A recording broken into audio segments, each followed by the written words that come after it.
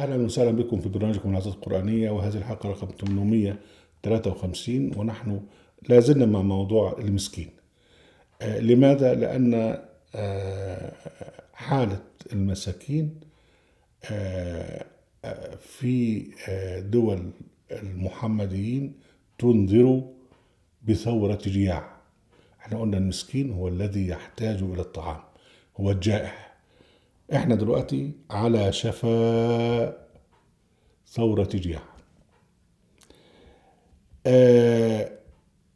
احنا في طبقة عليا، طبقة ثرية، في طبقة فقراء، في الطبقة الوسطى.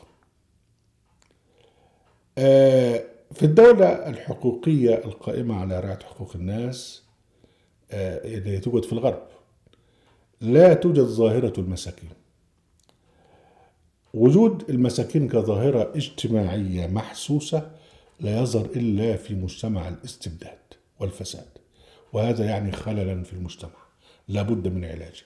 إن لم يعالج وسريعا فالمجتمع مرشح للانفجار من الداخل أو من الخارج. يعني زي صدام حسين جات له مصيبة من بره. لكن الذي يحدث الآن في مصر وفي غيرها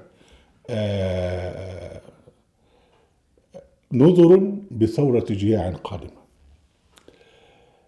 ليه؟ لأن وجود طبقة وسطى قوية ومتسعة يعتبر دليلا على صحة المجتمع وعافيته. الطبقة الوسطى عامل أمان، ليس فقط في كونها تمثل عقل المجتمع وضميره ومستودع ثقافته وأمل تقدمه، ولكن أيضا لأن وجودها الفاعل يفتح الطريق للمكافحين والطموحين والموهوبين من أبناء الفقراء للصعود إلى الطبقة الوسطى. ده كان موجود مع عبد الناصر في الحقيقة. يعني أنا ضد عبد الناصر في حاجات كتير، لكن عبد الناصر هو الذي فتح الطريق بالتعليم لأبناء الطبقات، لأبناء الفلاحين والعمال اللي زينا، ان هم يوصلوا بالتعليم الى اقصى درجة، وبعدين ممكن بعد كده يبقى وزير. فكان التعليم كان مفتوحا، يعني كان سلما للصعود امام ابناء الفلاحين. وكان بقى معظم الافنديه بقى كلهم من ابناء الفلاحين، وكانوا هم ماسكين الدوله الى اخره. فكانت الطبقه الوسطى كانت طبقه قويه.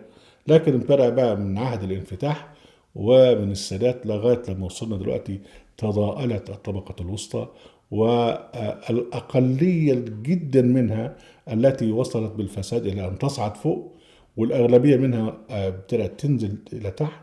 وحاليا طبعا الموظف اللي هو كان ممثل الطبقة الوسطى أصبح حاليا من الفقراء المستورين، يعني إذا كان موظفا شريفا. لما يعني ينزل من الطبقة الوسطى معظمها إلى طبقة الفقراء، وبعدين الفقراء بقى يهبطوا من طبقة الفقراء إلى أفقر الفقراء، ويصبح الحصول على الطعام مشكلة حقيقية. ده طبعا غير السكن والذين يسكنون في المقابر والذين يسكنون في الشوارع. ده هنتعرض ليه في موضوع ابن السبيل فيما بعد. لكن هنا بقى الظاهرة بقى أن تتضخم طبقة أفقر الفقراء،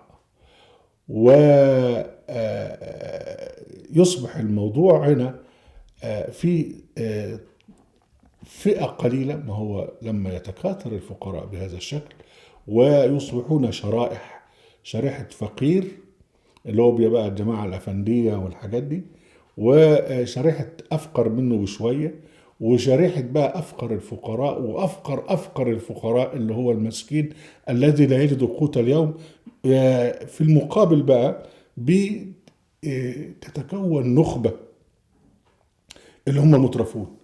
هذه النخبة بقى هي بقى يعني السلطان المستبد والملأ اللي حواليه، نسايبه وحبايبه، الوزراء الحكومة، اللواءات اللي في الجيش، اللواءات اللي في البوليس، كبار رجال الأعمال اللي بيشتغلوا خدم لهم. مجموعة كده ممكن تعدهم 200 300 400 500 نفر، 100,000 نفر، 2000 نفر، لكن هم الذين يمثلون أقل من 1% من السكان، ويحتكرون أكثر من 99% من الثروة بالإضافة إلى السلطة. هنا بقى أولئك المترفون إرهاص على أن المجتمع سينهار من الداخل. أنا حزنت كثيرا عندما رأيت مناظر بقى، يعني واحد من الجماعة الدعاة السلفية يعني سليط اللسان، وقعد في مأدبة وأكوام من اللحوم موجودة قدامه مع مجموعة معاه من الجماعة يعني عدد، يعني وزن اللحوم اللي موجودة، وزن البهايم اللي مذبوحة أكتر من البهايم اللي بتاكل. 5 6 انفار قدامه قد كده. طبعا بعد كده مش هاكله ده كله، بعد كده بيترمي في الزبالة.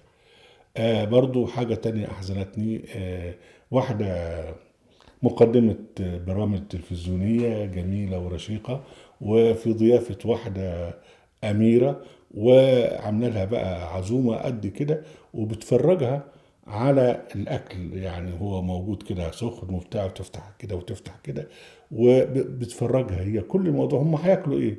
دول بقى في دايت، دول في ريجيم، يعني هياكلوا طبق كده وبتاع، طب والباقي بيترمي في الزبالة. المقابل بقى لما تروح بقى أكوام الزبالة في نفس البلاد دي، والفقراء يبحثون عن هذا. في مصر المشكلة أصبحت فعلا، يعني أصبحت الحاجات بتاعت الزبالة بتباع في الأسواق.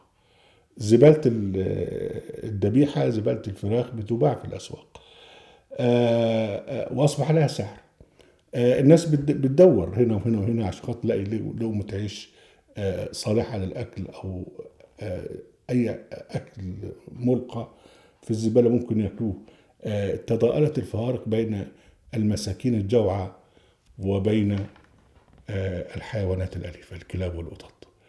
هنا بقى دخلنا على شفا حرب جديدة، على شفا ثورة، هي ثورة المساكين أو ثورة الجياع. أهلا وسهلا بكم أحبتي برنامجكم من الحلقات القرآنية في قناة أهل القرآن، وفي موقع أهل القرآن. لا تنسوا المشاركة بالشير ولايك، وعليكم السلام.